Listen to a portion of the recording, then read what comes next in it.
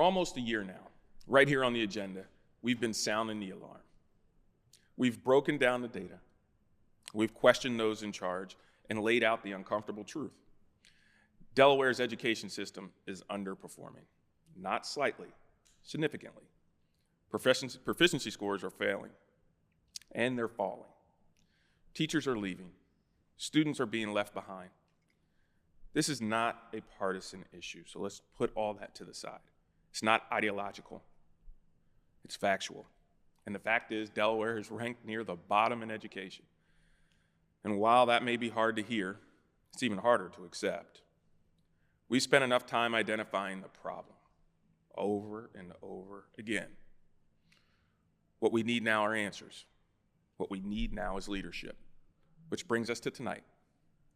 She's a career educator, a former deputy secretary from the U.S. Department of Education, and someone who didn't have to come to Delaware to maintain the status quo, and she's not maintaining the status quo. She came to change it. Enter Cindy Marten, Delaware Secretary of Education. The stakes are high, and the timeline is urgent. And the solutions, they must start right now. Let's get to it.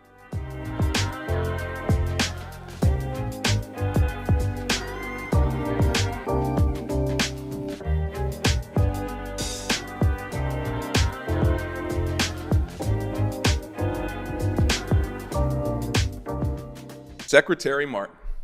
Hello. Welcome to the agenda. Glad to be here. We're happy to have you. And I have this thing that I say, okay, and it's called just to be clear. Mm-hmm. Just to be clear, we are very happy that you're here. Just to be clear, we are anxious for change when it comes to education. So thank you for being on the agenda. I know that I trust that your transition has been smooth because I know how much Delawareans want this problem changed. They want positive outcomes. It makes no sense for us to put up roadblocks and to not be courteous because we need this to be fixed. And that's the education system here in Delaware. So what I have found on the street and talking to people is they don't know who the Secretary of Education is. And I said, have you talked to Ms. Marten about this? Come again? And so I think before we go any further in this conversation, I think it's important that you have an opportunity to introduce yourself. Well, I would love to meet people that say we don't know who the Secretary of Education is. Somebody the other night, I was at an event, an award that somebody was getting, and they said, "You're everywhere. This is the 5th time I've seen you." And I said, "Great, that is fabulous," because I'm trying to make sure that I am in the most important spaces so I can meet people, because I am new to Delaware, but I am not new to education, and I am not new to the work that you just laid out with such urgency. This is almost my 40th year in education. I started as a teacher, and not a teacher for a few minutes and then moved into administration or a few years. Some people will teach a couple of years and they move into administration, which is fine for some people. I was 17 years as a classroom teacher, teaching kindergarten, 1st grade, 2nd grade, 3rd grade. I say if you teach kindergarten, you could do just about anything. Talk about 25 5-year-olds. And one year when I was teaching kindergarten, my own son was 5. So I had a 5-year-old at home and 25 at school. So that work set me up to eventually I did go into administration, and I was a vice principal and a principal at a large urban elementary school in San Diego, California, where I'm from. And that school had 1,000 students, pre-kindergarten through 5th grade. 100% of the students qualified for Title I. 85% were English learners. Every risk factor known to education existed on that campus. And I spent 10 great years at that school. When I started, it was a school that was under state corrective action. The state was coming in to take it over. All of the things that could go wrong in education could manifest on a campus like that. And I was there to change that. And arguably we did. The work that I did at that school for 10 years then led to me becoming the superintendent of the whole school district, San Diego Unified, which had 200 schools. 100,000 students are in San Diego Unified. Delaware has 140,000 students. This is a full state, that was a full district, but in terms of size and scale, That's 10% of our population.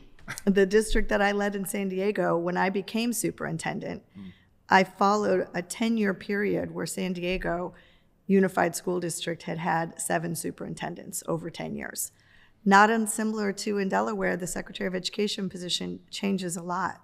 And the more stability that you can have in leadership, the better outcomes you have for kids. And that's teachers being stable at their schools, principal leadership, superintendent leadership, board leadership, secretary leadership matters, and stability in leadership matters. So when I step into the superintendent role in San Diego, I was there for 8 years. Given the 10 years before that, every 2 years there had been a new superintendent. And quite frankly, I would still be the superintendent in San Diego if it weren't for a call that I got to step into the role as deputy secretary at the U.S. Department of Ed. But let me go back to outcomes, because that's what you're talking about here. Delaware wants outcomes here. This is what we want. We have to stop admiring the problem. We have to stop talking about it and actually do something. And the track record that I bring, coming from an underperforming school that was under corrective action, that we got out of corrective action, then stepping into the superintendency in San Diego, during my time as superintendent, we were able to achieve the highest graduation rate of the large urban districts in California. We were able to have the fastest growing NAEP scores in the country. I was invited to Washington, D.C. during my superintendency to talk about how did San Diego do that? How did you get your NAEP scores to increase 4th and 8th grade literacy and math, increasing at a rate faster than the other large urbans in the country?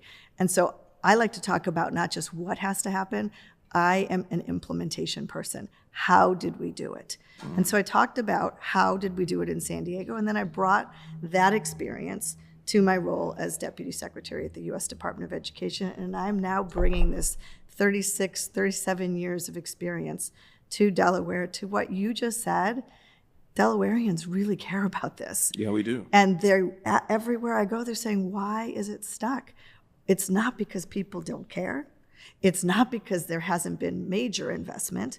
It's not because people haven't circled the wagons and tried. Some of the best approaches that are known to education have been tried and in some places have worked in Delaware, but it has not worked yet at scale. We cannot say that every student in Delaware is getting what they need, when they need it, in the way that they need it, in their neighborhood school, so they can walk out their door, walk across the street, and get the education that they deserve that helps to unlock their genius and their brilliance. And we do have answers. We do know how to do it. We just have to do it at scale. And so when you talked about this, the system has failed our students, I appreciate that you say the system, because the people. It's not the teachers, and we're not here to bash teachers. We first of all, to teach, and I come from, both my parents are educators here in the state of Delaware for over 60 years. Thank them for their service. Yes, 35 apiece, so that's 70. And I don't think it's our workers. It's not. It's a combination of things. I don't think that it's one thing that we can put, and say, oh, that's it. But I do believe that their morale is down. Yeah. So kicking them is not the answer. And I'm glad that you brought up the whole funding issue, because I don't believe that funding is the answer either, because we outspend a lot of other states in regards to education here in the state of Delaware. And I want to back up just a little bit, I was excited when they had a national search for you, and they made a decision to get someone that was outside of the state, so we weren't getting more of the same. Mm-hmm. So the expectation that I have is that we're going to see some things that we haven't seen before, and it will be applicable in ways that we have never seen before. But Ms. Marten, the issue that I have is, how soon are we going to see these things? Because we have students that are getting ready to go out into the world next month, right? Graduation's in a month. And I don't feel that those kids have been properly educated. I don't feel that they're great. You're coming in at a time that we never could have guessed, where the president of the United States says, your old boss, your old Secretary of Education, or the Department of Education, is no longer valid, and we're getting rid of it. We're getting rid of it. Some of that's funding. I haven't, and maybe you can shed a little light on what Governor Meyer plans to do. Are we going to accept those funds, or are we going to say yes to DEI and have all that curriculum and not have that funding given to us? I don't know if we have a plan. But now it seems as though You have this position and you have one hand tied behind your back in regards to getting this done. Kerwin, what are you asking me? I'm saying, what is the plan? You know, I'm glad you're talking about the urgency of this, because there's kids graduating right now. Right. And have they been prepared in a way that's worthy of their excellence and their brilliance? I don't think and so. we ask ourselves that every day. Because of my 30 plus years in education, I constantly act with two competing things at the same time: urgency and patience. It is hard to be patient when I know there's any student who's not being properly prepared for school and for life. But I also know systemic change to interrupt implicit, explicit, long-standing bias takes time. And so it's really hard to be patient when kids need you now, but you also want the change that you make to be long-lasting, systemic change. All that we do should be systemic, it should be systematic, it should be sustainable, it should be scalable, and it should be replicable. If we have the answers, and we do, because some kids are getting the education they deserve, the degree to which not every student is getting it is on us as the adults. Mm-hmm. Governor Meyer has been crystal clear on the urgency with which we must act to change things for students here in the state. And when you say funding is not the only answer, it is absolutely true. It is not the only answer. When I became superintendent in San Diego, we've had a $100 million structural deficit that had haunted the district for a long time. To eliminate a structural deficit, which was important to me as a strong business manager, was as important as getting educational outcomes. So simple math, I had to learn to subtract while I was adding. Right. Less money, more outcomes, and we accomplished that. Now, I'm not saying in Delaware we need less money. Adequate and equitable funding is what matters. The dollars being sent to the schools, it's not just how much a school is getting, it's how are they targeting those dollars to where it is needed the most, with the high impact strategies that are proven to work to get outcomes. And when you're suffering from significant budget crisis or not increases in funding in a long time, you have to think about the smart decisions you're going to make as a school leader.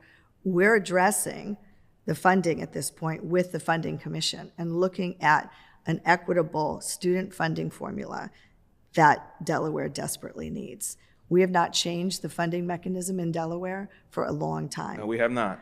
And it's time for that. The governor's been clear, I've been clear, the Public Education Funding Commission that Senator Sturgeon is chairing is working to look at what will it look like to have a fully weighted student formula that actually directs the dollars to where they're needed most. Break it down simple. What does it actually mean for parents that are listening? When you have greater need, which we do in some parts of this state, there needs to be greater investment. The students who need more investment, talk about students with disabilities, low-income students, multilingual learners, foster youth, military-connected youth. There are multiple buckets of students that we need to say, does there need to be greater investment so that they can get the supports and the resources that they need? So when we're California did this. California had a weighted student formula that I implemented in 2013 when I became superintendent. The local control funding formula that the governor passed was being implemented, which was a weighted student formula. Where there's greater need, there was greater investment, which means there's greater responsibility and accountability to the local superintendent and school boards to direct the dollars that those students are earning into the programs that will get the results. Which is fine, but before we can go and help these and help other students, and I think it's important, we need to really ensure that most of the students are at proficiency. And you've mentioned that in San Diego, you brought them up out of the NAEP scores, that they were able to increase and do great things. How do you plan to do that in Delaware? Because the socioeconomic drivers that are tied to this, the proficiency of the students leaving and how they're going to come back into our workforce and be able to do great things and be able to take on some jobs. Right now, we don't feel that they're capable of doing that, and we have test scores to prove that they're not exactly capable of doing that. That's right. So what is it that you plan to do, and how soon are we going to see change, do you estimate? You know, I wish there was a silver bullet that I could say. So do I. If everybody just does this today, Delaware is good tomorrow. And if I actually could just mandate that and just say, everybody just start doing this tomorrow, Now, I know what to do. You put me in the classroom in Delaware, I know how to get my students in my classroom up to grade level, up to proficiency. I know how to do it at a school level when I was principal, taking it up to the district level, taking it up to the state level. That's an issue of scale. So take those best practices that we know work, because I have data points to prove it. And the practices that work the most are the ones that any teacher will tell you. You ask the teachers, you want to know what works, you want to know how to bring these scores up, ask your teachers that actually are doing it every day. And we have some bright spots in this state of schools and teachers that know how to get their students to proficiency. At the end of the day, if there's a secret sauce to any of this, it's invest in the people. Invest in the teachers and their ongoing professional development. Give them data at their fingertips. Do not wait for the end of the year school state assessment or the every 2-year NAEP assessment. Those are way too late to do anything about it. Those are lagging indicators. They are, for all intents and purposes, autopsies. Too late to do anything about it. Teachers need the time and the support and the resources in their classrooms to look at school level, classroom level assessments on an ongoing basis throughout the year. They can't wait for the state test at the end of the year to know if it worked. It's kind of like you're saying, how long is it going to take? If you go on a diet and exercise routine because you're trying to lose 25 pounds and you just tell your doctor, like, how long is this going to take? You're going to look for some early indicators, aren't you? To get to your losing the 25 pounds, that might take you 5 years if you're going to do it in a healthy way. But what are you going to do in year one? In minute one, teachers investing in our educators, which the state has done through the Public Education Commission to improve teacher salaries, attracting and retaining teachers and investing in them. You need teachers to have at their fingertips the leading indicators that tell them how their students are doing. The beginning of the year, September, when they walk in the door, assess the whole class, how are students doing, who needs extra support, who needs extra enrichment, and then don't wait to the state test to know if your support worked. In December, so assess again. when are we going to see these indicators reflecting that there's been a positive trend in regards to education? And this has to happen on a daily basis and a weekly basis, monthly, and teachers should be reporting to parents at teacher report card times, at state test changes. Those are the lagging indicators. Those take the longest to change. But what you can see are the leading indicators every day in the classroom-based assessments. I always say to parents, talk to the teachers, talk to your student's teacher about the leading indicators. How are students doing on the unit tests? How are students doing on the classroom-based assessments? Mm-hmm. The assessments that are closest to the student are the assessments that are the most meaningful.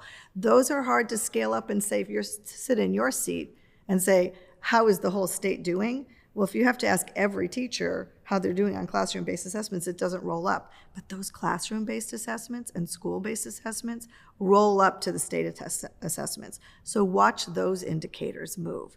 Watch those daily, the unit tests, the things in the classroom, watch those indicators So what move. we're going to begin to do at the beginning of next year, and we're going to be working with several internal agencies here in the city of Wilmington and around, is we're going to have a report card for the state of Delaware's education. We're going to present that to our viewers monthly, and we are going to share that and where they currently stand. And we're going to bring in more teachers and have discussions about what they need in the classroom and where the problem areas that they see in the classroom real time, so they have that education. And we're upset that it has come to this, but we know that it is necessary that it comes to this. There has to be accountability. And what I got, especially over the last 2 years, is I didn't feel as though that the Department of Education really had, this is going to sound bad, but it just didn't, I didn't feel that they had skin in the game. I didn't feel that they were bought into the success of Delaware's children. I didn't. And you know how I know that? Because of the outcomes that we're having. I believe that the teachers did. I believe that the school districts were doing the best that they can. But I did not get that from the Department of Education. We asked the Department of Education to come onto this show and to answer some of the questions, and they did not. And I know that's not you. You're here today, and we're having that conversation. But that is the legacy that you have to deal with and hopefully can change. But what would you say to the prospective employers out there that are getting a crop of these children?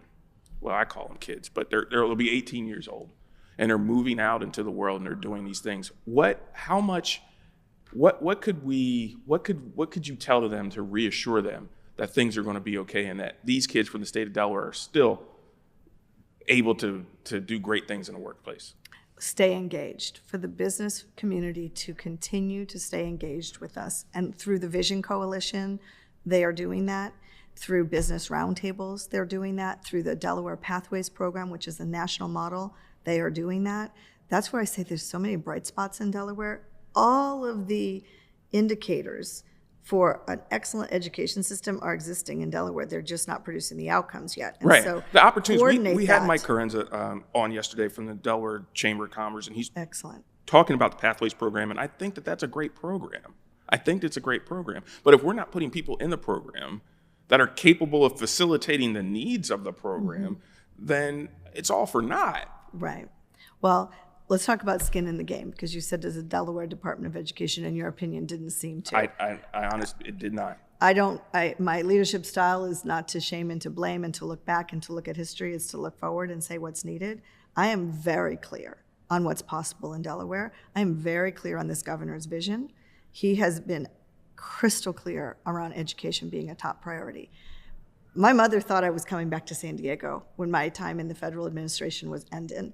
When I finished serving in the Biden-Harris administration, my mom said, well, that was fun. When are you coming home? She thought I'd come back to San Diego. And when I saw the vision for education in Delaware and the players, the stakeholders, the teachers who were so passionate about it, the business partners who said, we're ready to do this, the governor who declared the emergency and said, it's time to get to work, I knew it was time for me to come and bring my skills, my experience, and my service to this state, to not drop down outside solutions. What I did in San Diego, I don't bring here to Delaware. That's what worked in San Diego, but I have some lessons learned. What I learned in the last 4 years traveling the country, looking at how investments produced results for students, those are experiences that can have potential in Delaware with the framework that's already in place. It's time for us to do this together and roll up our sleeves. And I think it's a possible place for Delaware to make huge improvements because of what's here. Skin in the game, that's all I'm here to do. Yeah, I love it. I want that type of involvement. When we're looking at school districts that I came up in and my parents worked for, like Christina, it's a mess right now. And I understand that Dr. Joyner is there. She's a new superintendent. She's going to do great things. But I was waiting for the Department of Education to really jump in there and to lead in some way or another these troubled school districts. Yeah. And to show, because when they're arguing for 3 or 4 hours or all through the night or something like that at a school board meeting, I'm not hearing about NAEP scores. I'm not hearing about keeping teachers engaged, keeping teachers working for the school district, and there. I'm hearing all this other nonsense that's not helping our problem at 45th in the nation. So when I'm talking about skin in the game, that's what I know that I'm looking for, not even just as a talk show host, but as a constituent with kids that are in the Delaware school system right now, in the public school system.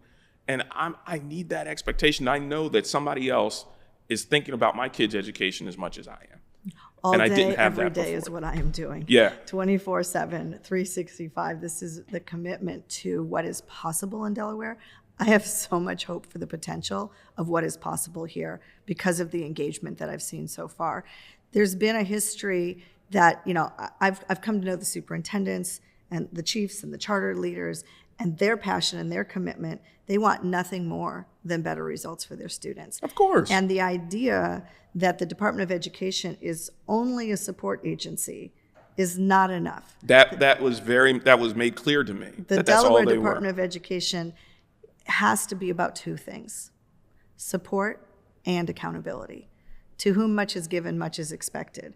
We will give the support, but there will be accountability with this. And I'm not saying this on your show and having the leaders learn about it here. This is what I'm in conversations with them about daily, listening closely to what do you need to achieve the outcomes that I know you're in that seat to achieve. How can we support you? And what are the accountability structures that can be put in place for you to achieve the goals in the way that you want them? The good news is if we were sitting here and this were a medical show and I was a physician and I was talking about childhood diseases and childhood cancers and you were interviewing me from a doctor's perspective, we could actually be talking about some things that childhood diseases and cancers for which there are no cures. And there are times when a pediatrician has to look in a parent's eye and say, I'm really sorry, this is terminal. Your 5-year-old has a year to live. when we're talking about education, we never have to look a parent in the eye and say, I'm sorry, we just don't know how to educate that student. We actually do know how to teach every student to reach their potential, their grade level potential, to meet the needs in the classrooms when you put the right supports in place. And so if the answers exist, but we're not yet doing it, it's not because we don't know how. Now it's about how do you do it at scale. Was it lack of investment? Was it lack of will? Is it lack of skill? It usually boils down to one of the two. Mm-hmm. I do not see lack of will in Delaware. No, I don't either. One more quick question. Our time is flying. It's amazing. What should we expect to see? I'm expecting that you're going to have a busy summer, right? But what are we expecting to see next year? First semester next year, September, August, or whenever school starts, what will be different in Delaware's education? A powerful launch to a school year is one that has clarity of purpose and mission, where we know what we're setting out to do at the beginning of the school year. Can every superintendent and school board articulate the goals for that year?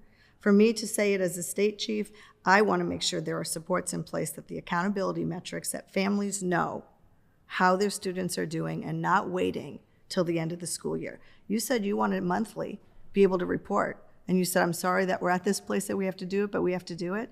That is school by school, being able to communicate to families how their students are doing on an ongoing basis and not waiting for the state test to admire the problem some more. Right. Does every school have a way to report to parents on the progress that they're making? And they're not just test scores. When you ask a parent, what are you looking for in your school? They're going to say test scores, of course, matter, but they want more than that. So what else do they want? What kind of learning environment do they want? When you walk into the school, does somebody greet you? Is it a customer service, customer friendly? Are there parent engagement opportunities? Are there digital tools that kids can use to use digital tools for their learning? Do teachers have ongoing high quality professional development? Are the classroom learning conditions exquisite and worthy of our students? What does the building look like? These are physical structures, but they send messages. Are the teachers being supported for ongoing professional development? Do teachers show up every day? What are the chronic absenteeism rates at the school? Are they heading in the right direction? What do the school grounds look like? What do the learning conditions look like? What are the professional development supports? And what do parents say they have in terms of engagement on their campus? Are they invited in for Family Fridays? Are they actively engaging and participating in their child's education and being given opportunities to do so? And superintendents have to articulate that vision at the beginning of the year. Right. And so you're saying, without a doubt, we will see change in the beginning of next year and throughout. There's no choice. There's no choice. I love it. What words of encouragement would you give to not only the parents, but the teachers that are getting ready to enter the summer, that are closing out another year, and you remember that being a teacher? It's a sigh of relief almost, but you realize, I got a few weeks and then I'm back at it again. But teachers who may not see a light at the end of the tunnel, to parents who know, it's something to think, but to know that your child is not operating at grade level significantly, and that you are not preparing your child for a better future, and your hands are tied because you don't know how to do it, and you're dependent upon the school system to do it, and they're not doing it. And to business leaders who are expecting and hoping, we're hopefully going to have a ribbon cutting on a very large company here coming to Delaware soon. And we need to give them and other companies here some type of assurance that they're getting the best student that they possibly can. And right now, that's not happening. In our last minute, what words of assurance could you give to them? Our children are brilliant.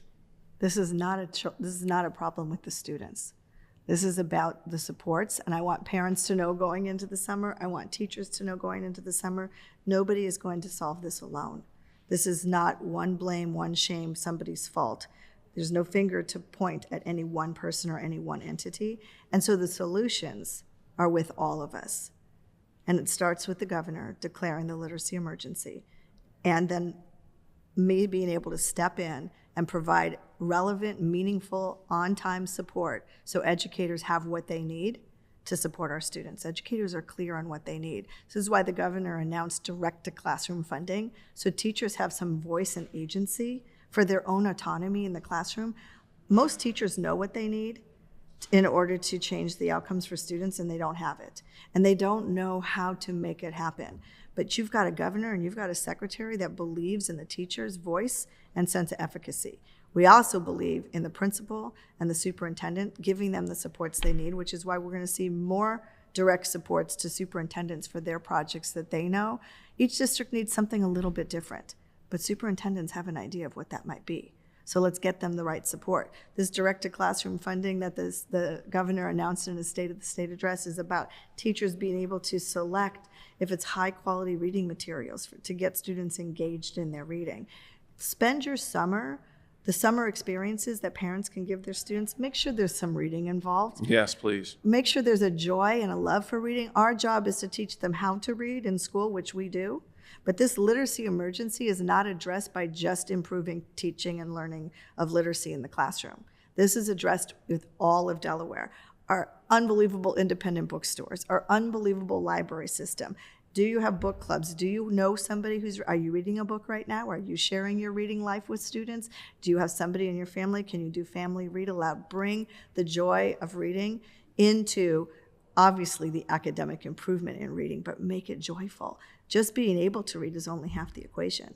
Choosing to read and write in multiple forms of literacy, these experiences kids have in the summer, hands-on, minds-on, science, math, literacy, reading, and joyful learning, helps feed a high-quality academic outcome for students when they come back to school in the fall. Well, I'd like to thank you, Ms. Marten, for being here. And I urge you, and I'm asking you, to come back again. I'd be happy to. I believe in Delaware, and I think the country's watching. Why do you do what you do? I have so much passion for getting great outcomes for students. I could take my service and my skills to lots of different places. I have choices. I'm fortunate. I understand that. I always choose to go to where there's the greatest need, because as students, it's never their fault when the system isn't working for them in the way that it should. And so I love working in big, giant, sometimes broken bureaucracies to figure out how to realign that system with measurable, tangible, concrete outcomes that the very people I care most about serving can see, feel, and understand. When these dollars get directed to your school, you know how they're getting spent, and you know how they're making a difference for your child. And that is about the system-level leaders building transparent systems with innovation and support and metrics that people can understand. I love doing that. And that's what we want you to come back and do. We want you to come back and explain some of these matrices. Break them all down. To the people so they understand it. People in certain communities, why are these schools and these zip codes underperforming in this way? Mm-hmm. People don't understand how tangible that is to so many other things. They get these reports and it's just like, they're like, I don't know. And we keep forgetting about the constituent. And we're constantly giving this information to other educational leaders who understand it, I think. But then we're leaving out the community. And that's what the city of Wilmington is trying to do with their educational advocacy board, is to make sure that the city understands it. So if you would come back and have that conversation, and if it requires a whiteboard, and for you to take on that role again, we are willing to provide that. But I want for the community to understand what it is. And at the same time, for you to answer the accountability call that has been placed upon your office, right? Yeah, we missed the mark here, we didn't miss the mark here, or we've exceeded expectations here, which is always great to talk about, right? But to also talk about the things that we're not doing that great. This is what the community needs and is what they're expecting. Your demography does not determine your destiny, and it's about the systems aligning themselves in ways that people can see, feel, and understand, and breaking that down in ways that the community truly understands. I'm clear on who I work for. Technically, I work for Governor Meyer, and I'm proud to work for a governor who believes in education. That's what happens on the org chart. I know that I work for the Delaware Department of Education, and I work for the state of Delaware. I work for the students in this state, and for them to get what they need in the high-quality education that they deserve. That's what I wake up every day trying to figure out how to do, and that's why I do the work. We love to hear it. We love to have you back. We look forward. I know you will. Thank you so much for joining us, Ms. Marten. Honor. So here's where we are. Delaware's education system isn't just struggling. It's collapsing in plain sight. We have a front row seat. And while the headlines keep repeating the same old problem statement over and over and over again, damn it, we've had enough. We don't need another PowerPoint presentation on what's wrong. We don't need a new acronym or some excuse from a bureaucrat. We need answers, and we need action, and we need them both right now. Because the reality is this: Washington, our president, has quit the education business. The cavalry, the federal cavalry, it isn't coming. This fight is local, and it's urgent. Ms. Marten may have not created this mess, but she's here now, and so are we. And as far as this show goes, we will remain optimistic because we don't have a choice. We have to. That's the job. That's the charge. But as a constituent of the state of Delaware, as a father of children in public school, I'm pissed and I'm disappointed. How in the hell did we end up here? How do we let ourselves become a state that outspends most any other state, but still we underperform? How did we let bureaucracy smother urgency? And when, exactly when, did we become okay with being mediocre? This isn't just about the numbers on a spreadsheet. It's about the future of our kids, your kids. And they can't afford our excuses anymore. So to every elected official, district leader, and policymaker watching, spare us the talking points. Save the spin. This is your moment. Own it. And before we go, a message directly to the teachers and staff who show up every day, even when the system doesn't.